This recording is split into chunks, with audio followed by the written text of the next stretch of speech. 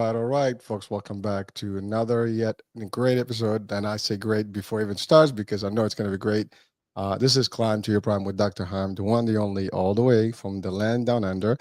Dr. Heim himself, Christian Heim. And this is your mental health time, as you know, every month. And although we skipped a couple months, there was some I guess we'll talk about it in the show today, but I had a loss in the family, and so we couldn't possibly make the last one. But we're here as always to bring you more on the mental health stage, and really the space of mental health is huge, and there's a lot of stuff, and we do benefit a lot from it. With the expertise of Dr. Heim with us. And of course, we are live on Instagram, on YouTube right now. And of course, this is evergreen on the podcast, the radio, whatever you're watching and streaming right now. You probably can get this, video live or later on, watch it at your own time. We are live, so you can actually interact with us. We'll have some questions that we'll ask live Dr. Heim, and he'll be answering as always. So if you're new to the show, that's just a little debrief on it.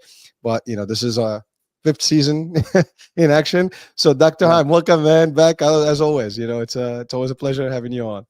Yeah. Hey, Hurricane, it's just wonderful to be here. It's always great to be part of this show. And look, our condolences go out to you, Hurricane, because life happens to all of us.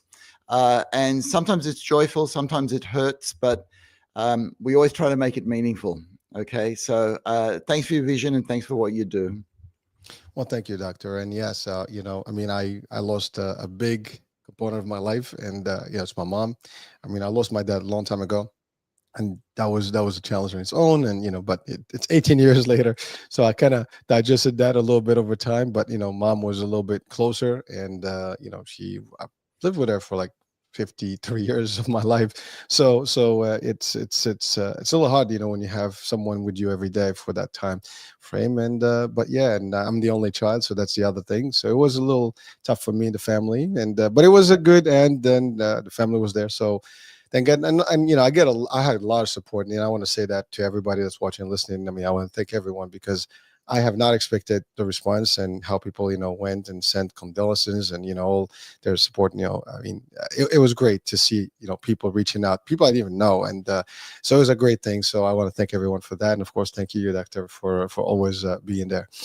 And actually, I want to start our questions, if you're not, if you're ready, with a question for me, and it's about grief. And it's a question that I think, I've gone through it now, and we're always going to go through this through life. If you have people around you, there's always someone that you're going to lose. And I've lost people before that are close by, and not close by, family members. So it's always hard, right? But it is life. So I'm going to put it on the screen. It's, I think, three stages here. So, Dr. Heim, I wanted to ask you about grief from a very real place. When you lose someone or something important, life doesn't stop. You still have to function, work, take care of family, and keep moving. What are some healthy coping mechanisms for grief when you don't have the luxury to fall apart or take a long break? How can someone process their pain without shutting down or pretending they are okay? Hurricane. So this is like an official question. This is an official question, and the person who asked the question is right in front of us. So it's a very real question. So, Hurricane, I can only give you a really real answer. And I suppose the easier thing to do is to tell you a story from somebody that I took care of many years ago that went through something very similar to what you're going through. And it was what we call a grief reaction. And the thing about grief is it's a normal part of life, but it hurts. And in a sense, people would want us to stop the hurt, but they don't want us to take the meaning away. And when does it get to be a problem? And so, Hurricane, your question had to do with, well, what about those times when you can't take a long break, when you can't take a holiday, when you've got to get on with life and you still have to function, but you're feeling the grief? So this person that I took care of many years ago had what we call a complicated grief reaction. So in other words, there were things that went on that made it more than grief, that made it a bit more complex, if you like. And we did a lot of the treatments. We used medications. We used psychotherapy.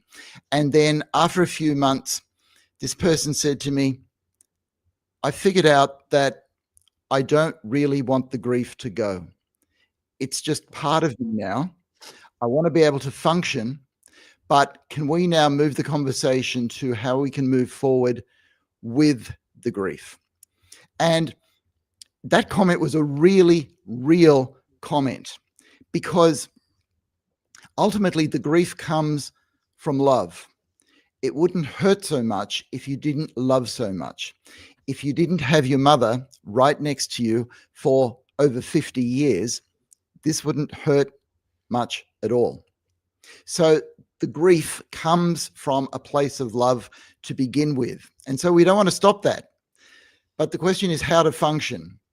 And the way to function, I found with this patient that I was working with, is to find meaning in the grief and meaning in going on, and asking that very important question: what would your mother, Hurricane, want you to do? And she'd want you to do well. She'd want you to continue, but she'd want you to carry her in your heart as you do that. So whatever that means for you is part of the answer of moving on in your grief, Hurricane. Oh, thank you. And by the way, that's exactly how I'm dealing with it personally. I mean, she's not gone. I mean, she's gone physically, but she's with us mentally, physically, spiritually. I mean, in the heart, in the mind, in our traditions and everything that we have. So, I mean, literally, my wife and I, wake up in the morning. And I have a picture on the phone. So, I'm like, hey, good morning. we actually are having fun with her, and we were having lunch yesterday, and we ordered her favorite plate, her favorite food and stuff like that. So again, to your point, it's carried on, with us, and Yeah. it's a way. This is just how we deal about it, with the family.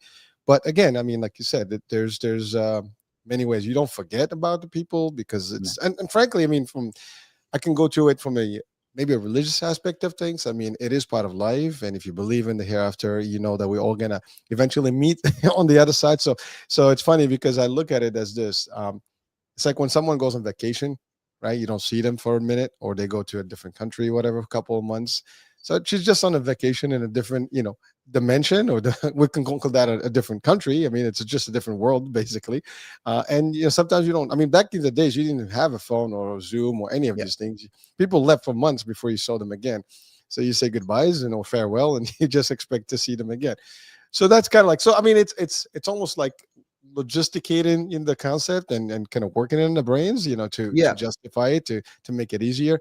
But it's Yeah. it's just the way I break it down personally. So Okay, that's actually a very good way of breaking it down, Hurricane. And I'm just going to speak into that a little bit more. We'll get into the brain in a second, because the brain does do things that are important for grief. But I'm going to talk about little grief, because you mentioned people being away for vacations. And we live in a world where children will go away to study somewhere else, to live somewhere else, to work somewhere else. And at the moment, my love partner, as you know, Caroline, is away from me for a couple of weeks. And so that just means that there's a little grief. It's not a permanent thing, but there's a little bit of grief there. And there's that feeling of missing.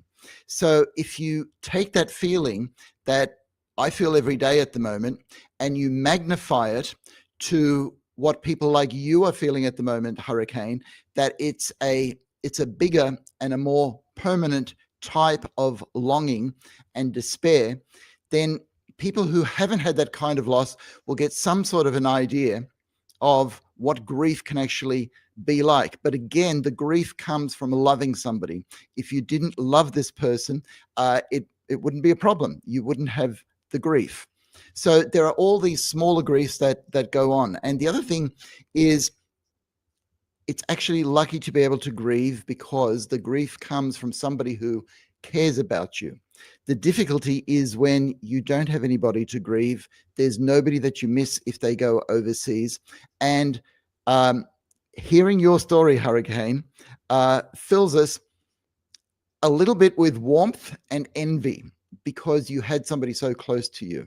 So it's when we don't have those people that are close to us that life gets even more difficult. All right, but I'll go inside the brain, because how did this whole thing happen? So sometimes when people are apart for a couple of weeks, they talk about a golden thread or something that still keeps them together because they know that they belong together even though they're apart. So how does that work in the brain? And Hurricane, we're going to one of my beloved parts of the brain, the anterior cingulate gyrus, which is probably the seat of our empathy, where our brains are connected, we care about each other, we affect each other, and as we watch each other, we actually mirror what's going on in each other's life in ourselves. So at the moment, you're going through some grief. So guess what? My brain brings up those feelings of grief in me so that I share in your experience because we are social creatures, we share life. And here, in a sense, is the kicker.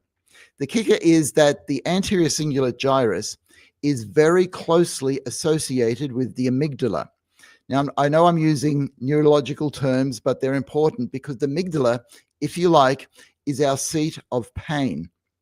And it actually means that to keep ourselves connected in empathy, which happens in our anterior cingulate gyrus, pain is not too far away.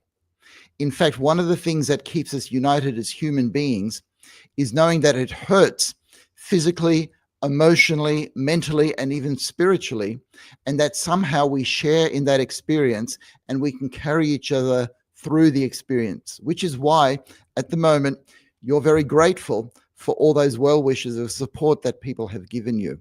It's their anterior cingulate gyrus chiming in with your anterior cingulate gyrus to carry the grief together. So, doctor, is that a same thing as empathy, or does that That's exactly empathy. Yes. uh, So anterior cingulate gyrus is empathy, and we get excited about empathy because empathy sounds very positive. But the basis of empathy is actually pain. And what I mean by that is if you're driving along a highway and you go past an accident and the ambulance is there, you will find yourself having a grief reaction for people that you don't know.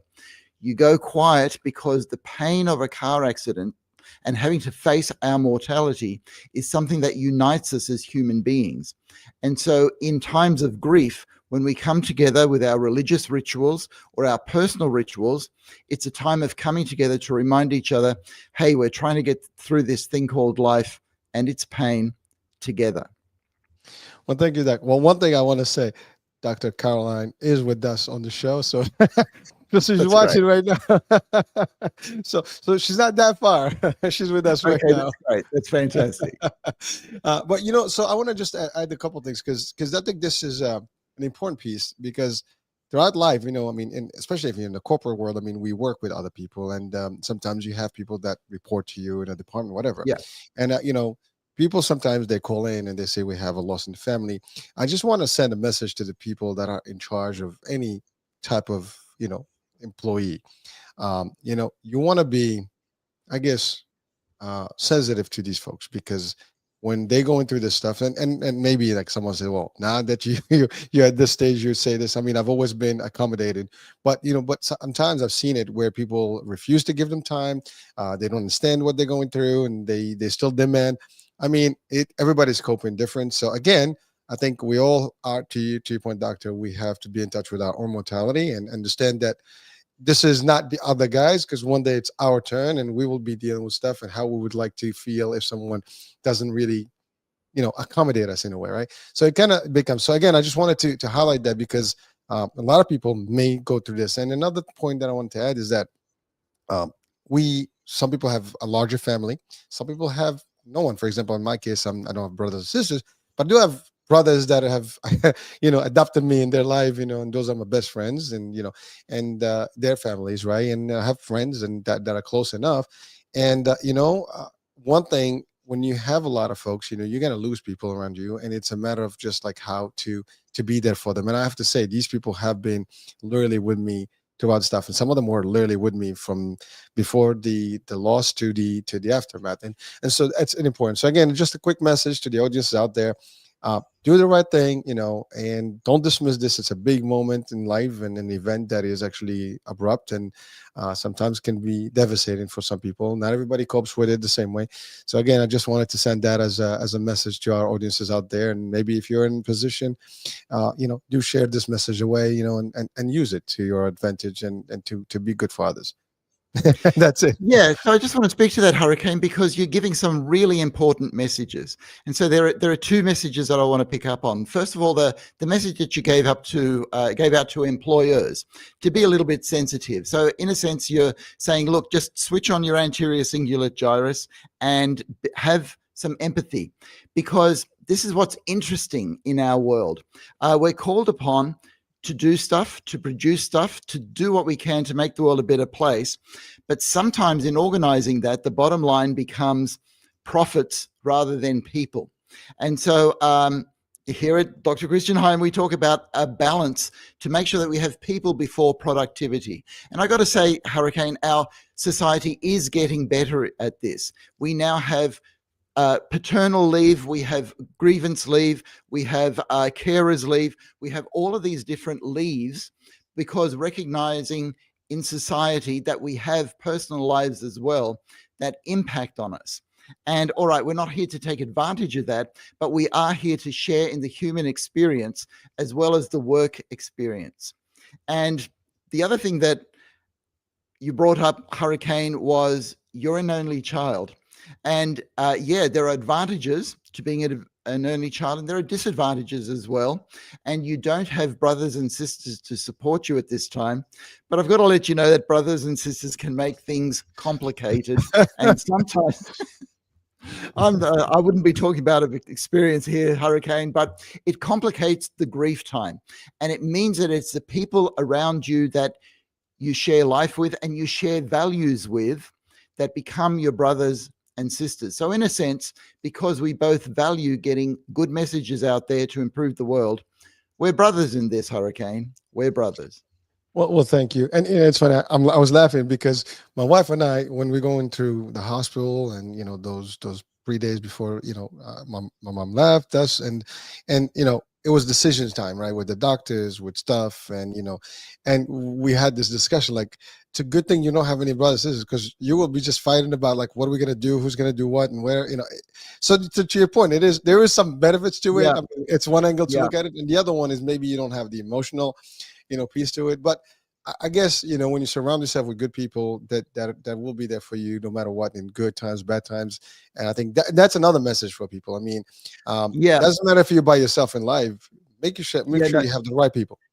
Yeah, no, that's exactly right. But even let's say brothers and sisters that you're at loggerheads with, and there's a lot of conflict because people are going on with, this is what we should do, no, this is what we should do.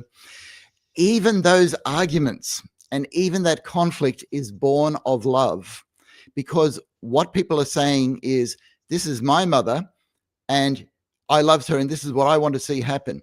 And somebody else is saying, yeah, but this is my mother and we were really close and this is what I want to see happen. And every sibling actually says that, but it obviously doesn't get expressed in the arguments.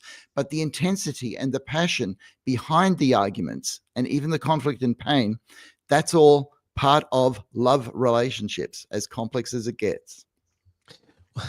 Well, thank you. So one more message, Yeah. folks, when you get close to this point, and you see someone depart, I mean, you start thinking, as you said, doctor, about mortality and our, vulnerability and weakness as humankind and the species, right? And that we're all going to have to face that day, that moment, one day, right? And so sometimes don't get too greedy in life. And it's a lesson I learned, seeing my mom, because she really didn't care about the world, in her last days. And I think sometimes we take it too far in this worldly stuff. And, yes, there's nothing wrong about wanting some of this world's, great things that are available to us. But don't make it into your heart. I mean, as I always say, have it in your hand, not in your heart. Meaning you can use it, do whatever it's a means, but don't make it like the ultimate target and goal in life. Again, I just quick another message. I mean, I'm a little mushy on this story today. I don't know. No, that's Hurricane. That's totally understandable. That's because you're a passionate, loving guy, and yeah. So the things that you were just talking about then actually has to do with values, because one of the ways to work through grief is to look at what has this grief experience taught me? And when you lose somebody who's close to you, you sort of go, oh my gosh, I actually cared for this person a whole lot more. And this experience was more important to me than some of the things that I thought was important. So in other words, a grief experience and losing somebody close gives you perspective. And so it's a good chance that even if you can't go on a long holiday, Hurricane, to sit by a river or at the beach or in a forest and just pen and paper say, what's important to me in my life?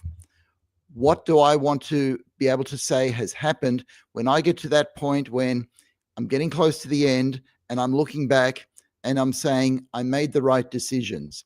It's knowing your values and even writing down your values.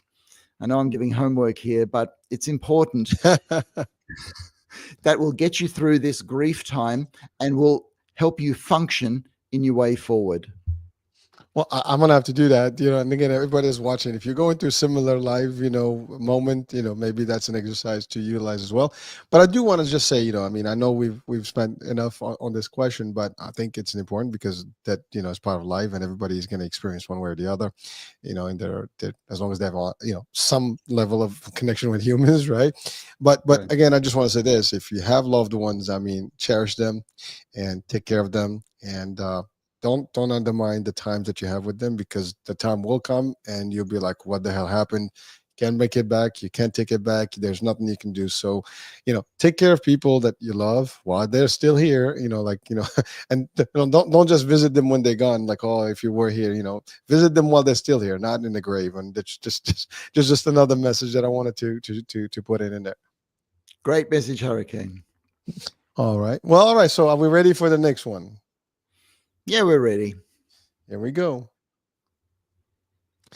So this is a direct one. Dr. Heim, is manifestation a mind game or a real psychological phenomenon? Dean, New Jersey. Manifestation. Oh, that's big. Okay, manifestation, big thing these days. Hurricane, excuse me. All right, so Dean, is it real? Is it a psychological phenomenon? It's not a yes or no answer, all right? It's a lot more complicated than that. So it depends on how you define manifestation, and it depends on how you define a psychological phenomenon. So here we go. All right. If I wanted to visualize a whale in front of me, that doesn't mean that one's going to turn up in the next couple of days, right? That doesn't mean manifestation is not a real phenomenon, but I will talk about how it's actually real. And it has to do with your reticular activating system. Your reticular activating system is a part of your brainstem that keeps you focused on things that are important to you. Now, if I thought about a whale for the next couple of days, or every morning thought about a whale, my reticular activating system would keep me alert to anything that has to do with whales. So if there was a story about a whale, I'd go, oh, look at that. Whereas before I wouldn't have noticed that. Or if there was a picture or a symbol of a whale somewhere when I'm walking down the street, my reticular activating system would cause my head to turn and say, see, there it is. That's what you're looking for. And that's real. So I'll give you a concrete example that a lot of people have experienced. Let's say you buy a new car and it's an SUV that you didn't know of before you did your research on the SUV you wanted, and you bought this particular car. Then all of a sudden you have this crazy experience that you're driving down the street and you see all of these cars. You see the exact car that you bought. And you go, oh my gosh, how come I didn't see all of these cars beforehand? And the thing is that you did see them with your eyes, but your reticular activating system wasn't looking out for them, so it didn't notice them. But as soon as you put something on your radar, your reticular activating system actually looks for it and directs you to it if you want to or not. And that's how, from a psychological point of view, people can see that thinking about something will actually manifest it in your life, but you've still got to earn the money to buy the car in the first place. Well, thank you. But it is a real example. I mean, this thing about car, I've experienced it. Like you never see a certain car until you drive it, and they're like, "What the hell?" There's everybody's driving the same car. It That's right. becomes like almost. But I think what I'm getting is that the idea that everything is already there. It's out there. Whatever it is that we might be seeking is out there. But once you start thinking about it and putting your mind towards it, and that's why, as you said earlier, this is a good topic that these days we hear about, because Oh in yeah. business world, in getting richer and whatever, like getting wealthier, it doesn't happen without putting the work. But if you start thinking about it, you'll start seeing the signs, you start seeing things and how you can maneuver through it so it becomes a reality. And Yes. so all of a sudden you start seeing the circles, the networking opportunities, the whatever it is that you're doing, whatever circles you're in, you start seeing that stuff. And without doing that, basically, as you said, Doc, it's not even in your radar, you're not even That's right. noticing that. Yeah, so it's really, the world is around us, giving us signs on a regular basis. It's just whether we want in or we don't want to be part of it. And the moment you want something, you start like really working towards it. It just manifests. Well, it actually, I guess, happens by your actions. Okay, so you've broadened it out, which is great. We'll get there. Okay. But before we leave the brain and a psychological point of view, I've got to tell you about your second attention center in your brain. Okay, so we talked about the reticular activating system, which is an automatic one. All right, this will alert us to what we want. If it's food or avoiding danger, it'll keep us there. But we humans have a second one, which is in the front of our brain, and this is our frontal lobe attention. We can choose to focus on what we want to choose on, what we want to focus on. So let's say we want to maximize our profits on the share market, and we're going through max, right? And this word max will be something that you will notice when it's got to do with articles online about maximizing your profits. Whereas somebody who doesn't want to maximize their profit will see the word max and think, oh yeah, there was a movie called Mad Max a few years ago, and I kind of like that. I'll go see that again. All right. So it's where you focus your energies that you can actually achieve something. Now, I'm going to leave the brain and I'm going to go to quantum science, because what you said, Hurricane, is true, that we now know that the whole world is made up of quantum energy rather than finite matter, and that all the world contains potentials that we can actually bring into being. All right. And this is where the idea of manifesting comes through. And that perhaps once we make a decision, like let's say we decide to look through a microscope, an electron microscope, at electrons going through a double slit, once we make that decision to do that, we actually make a decision which collapses reality into one possibility that's gone forward. Now, before everybody gets too excited about this being manifestation, science, particularly online, gets mixed with a lot of new age philosophy and ideas and self-help ideas for which there is not scientific evidence that we can manifest what we want. So at the very broadest side of everything, yes, the world is full of potentials. But as a psychiatrist, I want to alert you to what you can do in your brain. You can actually focus on what you want and then work towards getting what you want. And then your frontal lobe will keep you focused so that you can bring a vision into reality through work and through doing things in the real world. And you have this system called the reticular activating system that will work for you to notice things that are on your mind, so that things that seem to be synchronicity or coincidences actually aren't. It's actually just your brain keeping you focused to notice the things that are interesting to you. Does that make sense? Oh no, definitely. And by the way, I think that's the core of how it's supposed to be, right? I mean, you set a vision, like even in the business world, right? That's what we say. You set a goal, you go after it, and and just kind of zone in, and just kind of zoom in into whatever, and then build up the steps to it, and that's about it. I mean, you got to do the work. Nothing happens. I mean, let's say this show, right? It's an idea, it's a vision, it's something that that we see and would Yeah. like to actually achieve. But this is 6 years in the making now, and it's the work. It's not going to happen. I mean, if we don't show up, nothing's going to happen, right? Okay, and Hurricane, this is really important. This is really important for Dean, who asked the question, because when it comes to a word like manifestation, people think that you can sit in a chair, just think about something, just affirm something, and it will magically appear in front of you. Whereas you use this show as an example, and you're just right, Hurricane. It's taken 6 years of work to get where we are now.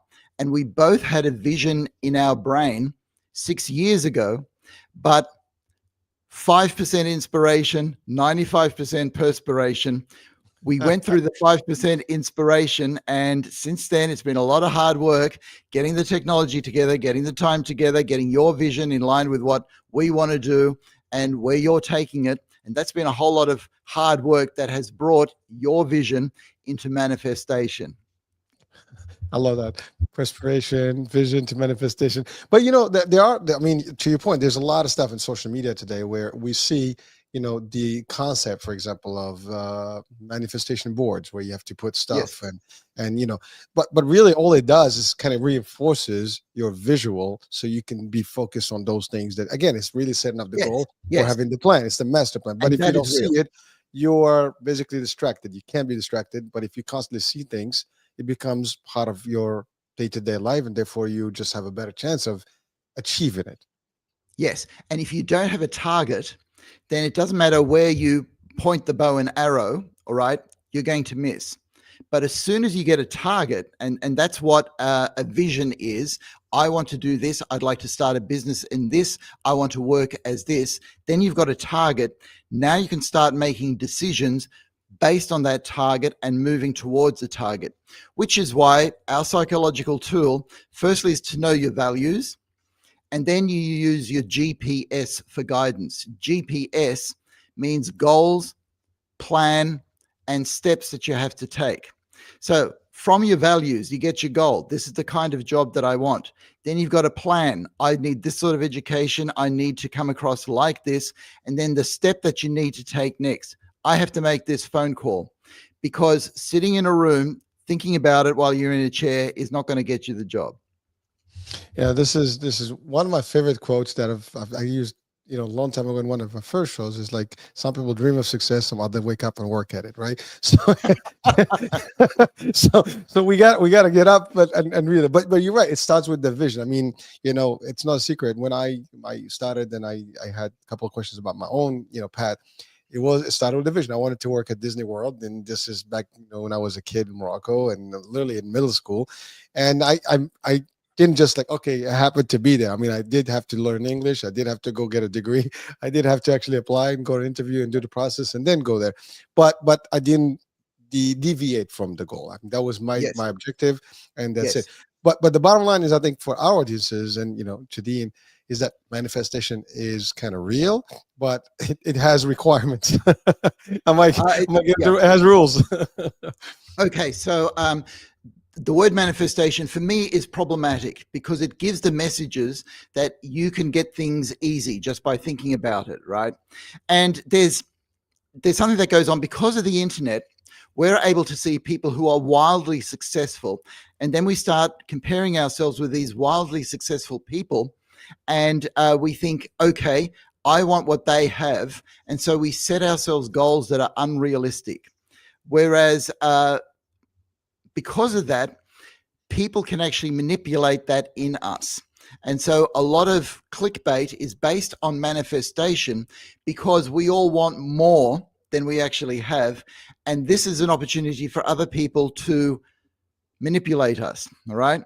But if we look at the lives of people who have made it big and have written books about it, and that's a good way to learn how they actually manifested their dream, you will read that their life was full of a lot of hard work, right? And it's the hard work part that we don't always like, but it's that part that's just as important as having a vision to begin with. There's no free ride, doctor, right? No free lunch. This is not going to happen like you wave and it's going to just have, there's no Jedi business, right? It's That's right. real. You got to do the work, and thank you, doctor, for clarifying that, because I think this question is very deep, because a lot of people today, there's a lot. I mean, I see a lot of stuff. I mean, by the way, I love those manifestation quotes and stuff. It just keeps you like in the groove of things, like it keeps you going, right? So it's like constantly I'm seeing the same thing, the same message repeating itself, which means it keeps me alert to it, right? As opposed to like completely forget about it. Because I mean, out of sight of the mind, as we say, right? If you don't see something, every day, you just, and same thing with anything else. If you want to be good at anything, it's repetition. So the more you see something that is aligned with your, targets in life, whatever those may be, it's going to help you just, get back into the lane. The minute you distract, it's like being on a wheels, driving, and then next thing you know, you start like, veering out right or left, outside to the shoulder, and oops, you got to get back into the path, right? So these things kind of, it's like you have a sign, be careful, wake up, whatever. So I mean, Yeah. I'm just giving some descriptive for my own small little way of doing things. Yeah, and no, and it's not a little way of doing things. It's the right way of doing things. But as a psychiatrist, I have to give the cautionary tales of people who have taken, let's say, the carrot of how easy it might be to get places, and then they find out that they lose people who are close to them, or something happens, and they go, "Why did I spend all my time doing something that I don't really value?" Which is why we need perspective. And it really grieves me to see people getting manipulated by messages out there that life is easy, because it isn't. If you use it for motivation like you do, Hurricane, that's fantastic, because you've got to have that vision, and you've got to keep the motivation, and you've got to keep the drive up. But that's not all of life. It's a motivating factor, and you may be able to turn your vision into a reality. But you know what? It may take a whole lot longer, and it may not actually happen. That's part of life too. And so that all has to be put into our values, which we can then go goal, plan, and the step we've got to take next. Love that GPS. You got me there when you said GPS. I'm like, okay. But now we know, folks, there's another GPS that we have to use. That's So right. take it. It's still a guidance system. It's still a guidance It is a system. guy system, but this is the real thing. I mean, one is just for position on the earth, but this is more about our compass ourselves. But really, doctor, thank you, because it's an important message, because you're right. There is no quick success. Even the best successful people will tell you it took time. There's no overnight success. I mean, maybe like you gamble, you win $1 million, whatever. That's 1 in a billion chance. But the average person takes a lot of work to get whatever they need. And you're right. Not all the time you're gonna make it. And by the way, that doesn't discourage you. A lot of failures are just part of the success or the next success of your life, and so Yes. that's important. But Yes. again, just don't get lazy and expect things to happen. And I think there is a level of entitlement. Even today's world is creating some of that, and people like, I just want to have everything that everybody has. Actually, my kids told me one day, like, I'm like, really? Like, I just want to, not do anything and have everything. It's like, well, good luck. It ain't gonna happen. you know, That's right. Yeah, that's right. good. So there are two good things that you really brought up there. I mean, it's all good, Hurricane, but the things that I want to speak to is, firstly, failure is not failure. Success is success. Failure is success. Not getting out there and trying, that's about the only failure there is. So however you keep yourself motivated to do things and fail and to get past the failure, that's going to be a success, because every failure you will learn from, and it'll bring you closer to success. The other thing that I just want to add is, a lot of people are enamored about this idea that we live in a quantum universe where anything is possible. And that's only possible on the microscopic part of the universe, and to some degree in the macroscopic. But you see, if I take a tennis ball and drop it, I can predict 100 times out of 100 what's going to happen to that tennis ball. It's totally predictable. It's not random. And the quantum effect does not take place where we are at the moment. And it's because we know what's going to happen that we have a chance to control the variables and to start moving in directions that we actually want. But it takes our intervention. Whew. Well, listen, folks, again, No free lunch, no free ride. We got to focus. And again, I mean, listen, let's work toward. By the way, motivation is nice spark, but really, I think discipline is really where we have to be. And that's actually something that Yeah. comes up over. Is like motivation versus discipline. Discipline is what makes things happen. Motivation just gets you just the tickle, like the excitement, but that's about it. Yes, and what both of us are doing here, you as a business person looking for motivation, and for me as a psychiatrist, is giving people the perspective that there are things that they can do, and it's worthwhile. So I've got to tell you a little story, because I was working with somebody who was in their early 20s, and they were trying to kick a drug habit. All right, they were into substances, and it was ruining their lives. And we were starting to put in a plan as to what this person could do. And then she burst into tears, and I went, "What happened?" She says, "Doesn't matter what I do, there's going to be a part of me in a multi-universe somewhere that's always going to be always going to be addicted, and I can't do anything about that."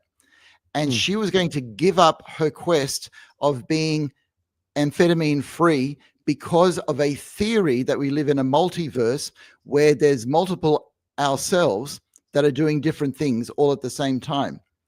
And I went into bat to sort of say, this is just a theory. This is just a theory. And besides, you are here right now. And I am here right now.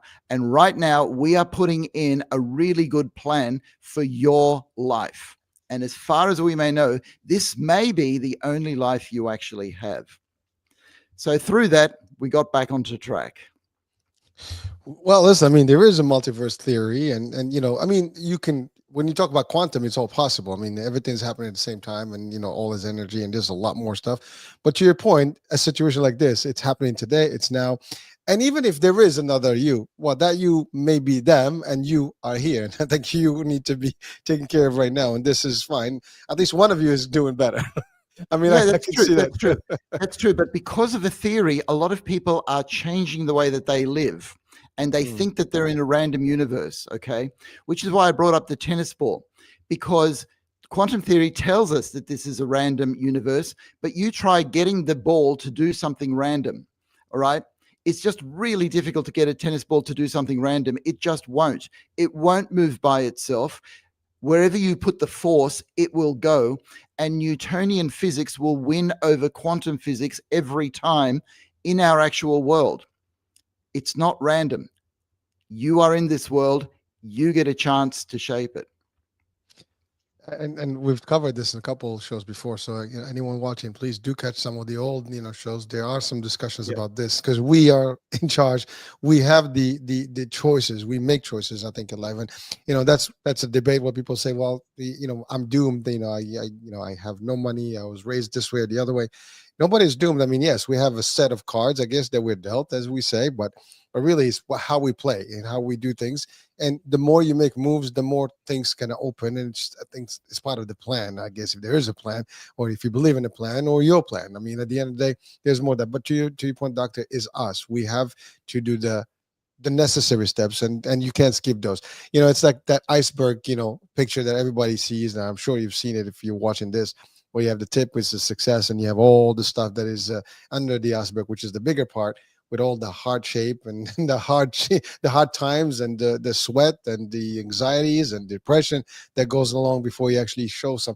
And to your point, doctor, I think there's a lot of emphasis on success in a way that is financial and worldly stuff, and therefore people are like they're excited about that, and so they forget that there are rules to get whatever it is. There's no, I mean, maybe you can get some shortcut, meaning that you can find ways to get closer and maybe skip steps. But one thing you mentioned, doctor, that I wanted just to allude to quickly is the idea of regret, because that's the other thing. You can completely focus on something, and then before Yeah. you know it, you're going to realize, as I said, we started this thing with grief.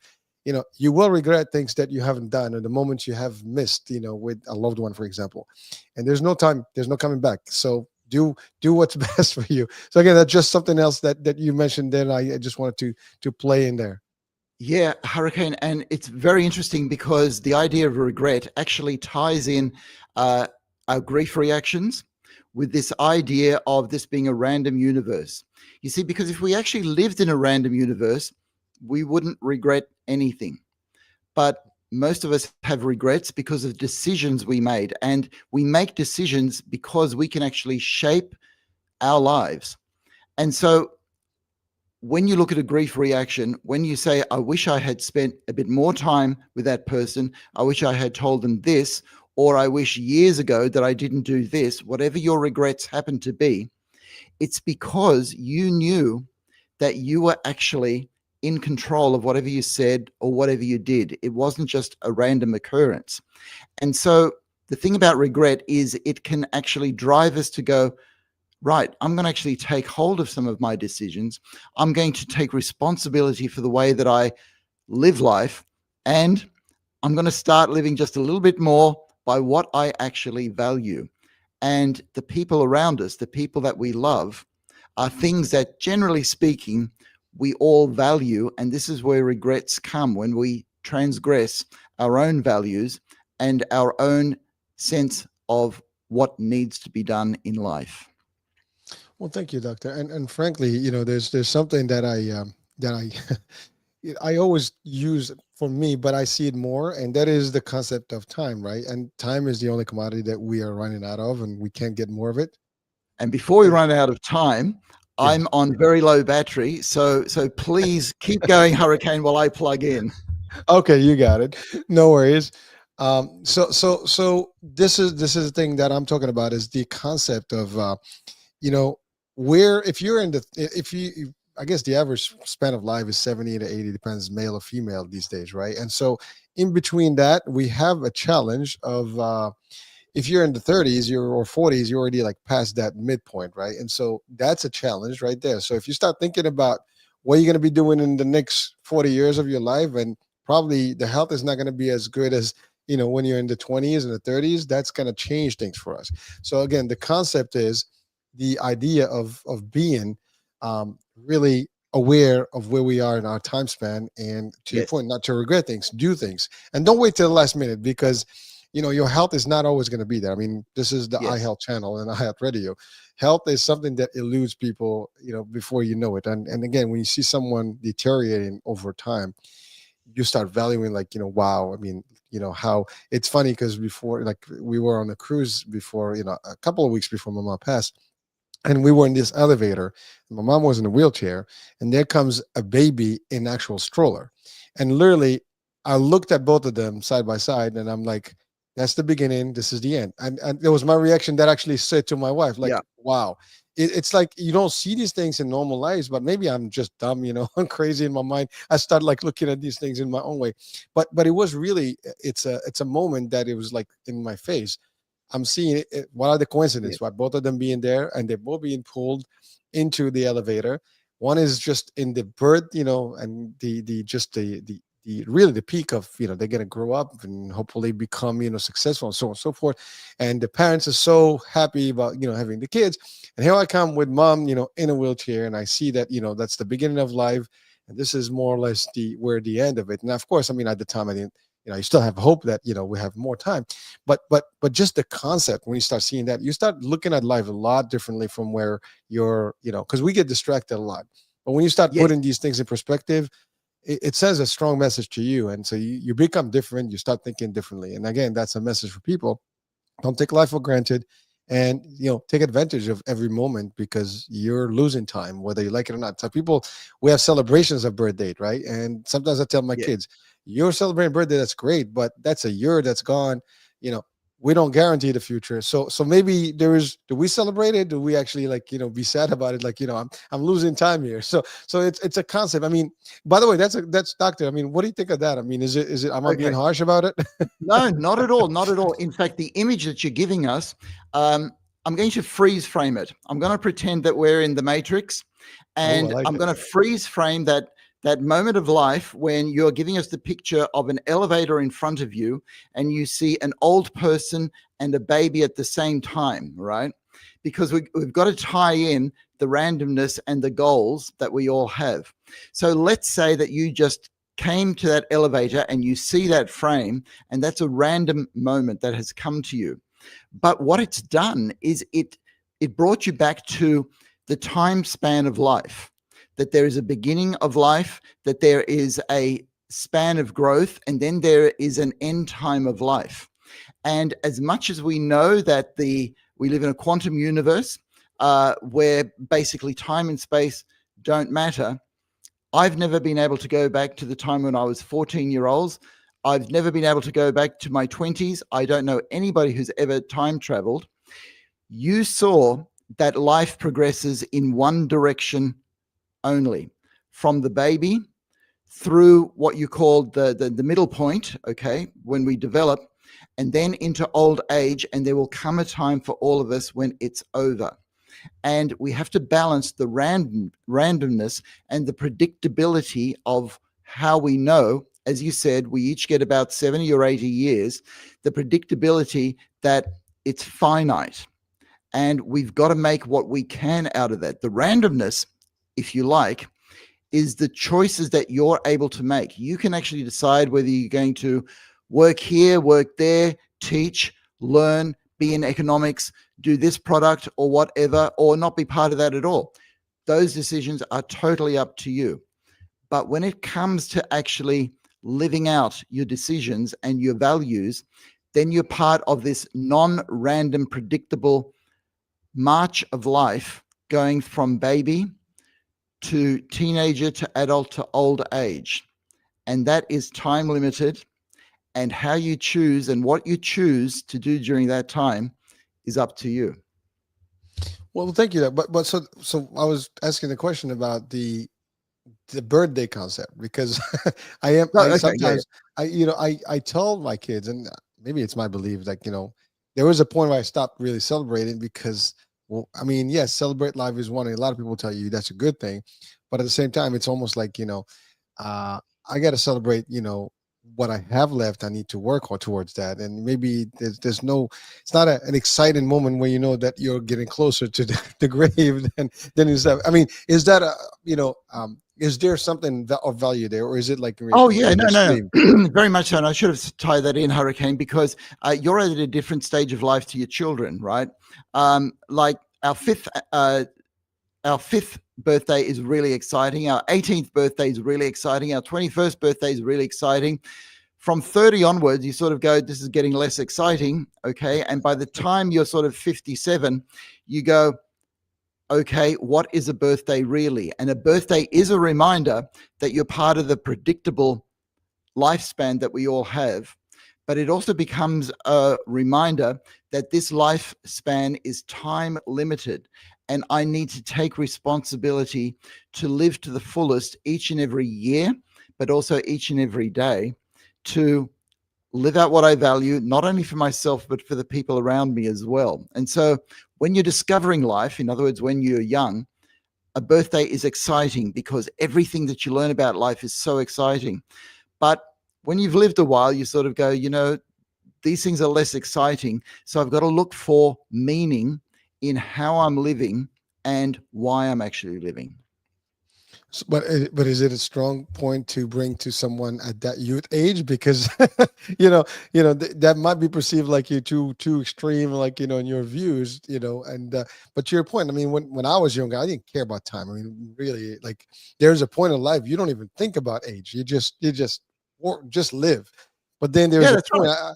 There's a point. I think it was the 40s, and when you really start kind of revisiting some of the things you do. And when you hit the 50s, I don't know, but that was my point, where, like, I'm starting to be like more aware of everything, and Yeah. it's just amazing. But again, I don't want to doomsday, on the youth, but it's just being aware, folks. That's all. No, but it is being aware. But you see, if somebody is, let's say, 18, they're going to think like an 18-year-old, okay? And if you're 52, you're going to think like a 52-year-old. So I had another female patient. She was 18, and we were talking about values.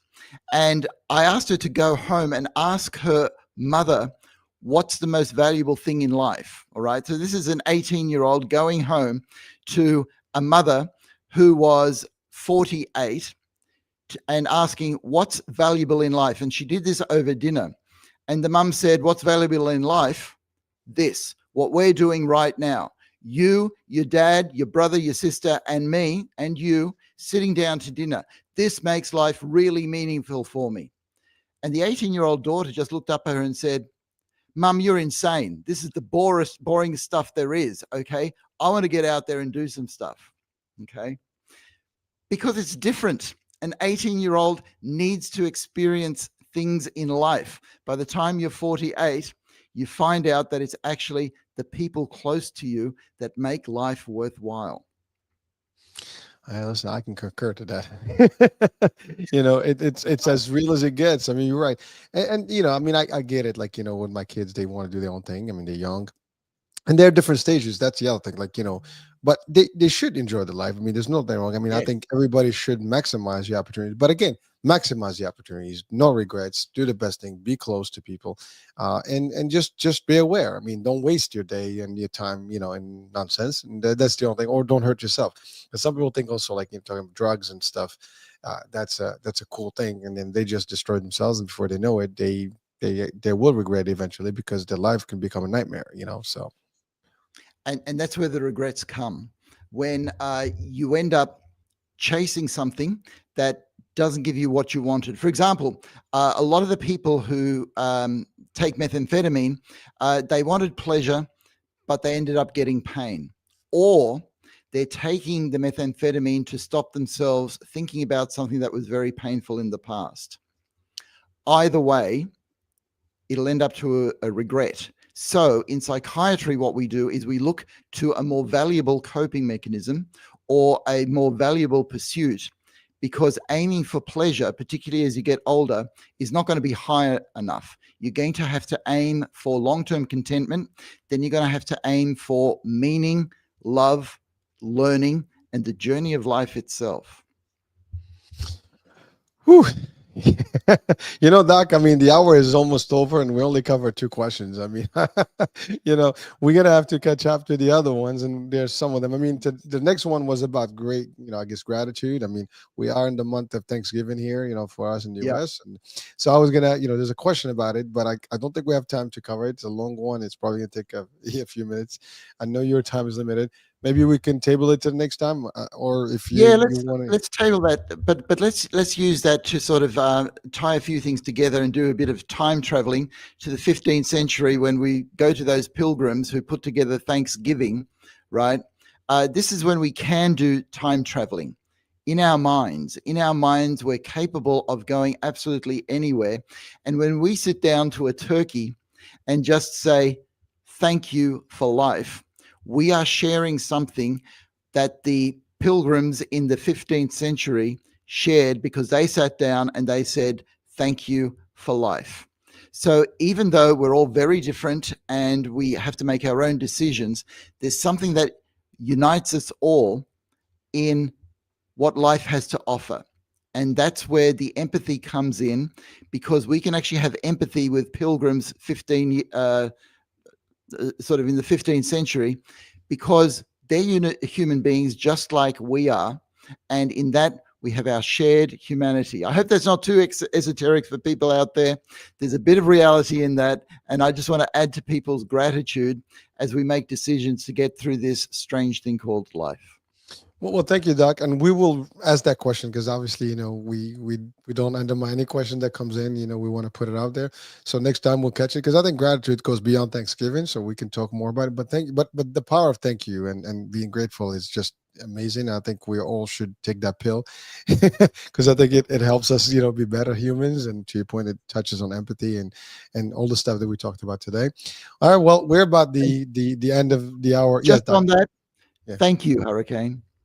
Oh, you beat me to it. All right. Well, listen, thank you. I mean, listen, and we thank you folks for being with us, watching, listening today and anytime, because this show is forever. And so whenever you hit this one, just that we are grateful for you and for just being who you are and being able to even listen to us and give us a moment of because again, listening to this will take some of your time, but I hope it's worth every, second of it. So thank you. Doctor, I think we're just at the top of the hour here, and so I want to thank you for being again on the show as always, giving your insights and sharing with us, a lot of great components to use in life, because I think we all need tools. And these are like, there's physical tools, but I think the mental tools are important because it keeps us going, and we need them. It's just a part of life. So that's it, Doctor. Thank you so much, and folks, go ahead, Doc. Oh, sorry. I just wanted to say, and as a brother across time and space, all the best for what you're going through, Hurricane. Thank you, and I need it, and I can take it. I'm gonna grab it. Thank you. All right, folks, that's it. I mean, hopefully this particular show was not too extreme in the emotion part of it, but you know what? We're humans, and emotions are part of who we are, and we need to cope with them. And Doctor actually did give us a lot of good stuff today for me personally, but I think I took this opportunity to share it for everyone else. If you're going through it, or if you ever go through this, you will be able to at least maybe deal with it, in a better way and better light. And that's it for today. We'll be talking soon, new day, and a different show on. I think the last one will be the last Friday of the year, whatever that Friday is. I mean, literally, it's the year. It's December, so we'll be the one before the New Year. Hopefully, we'll be live again with you guys, and let's just stay tuned for that one. That's it. We'll be talking soon. Bye for now.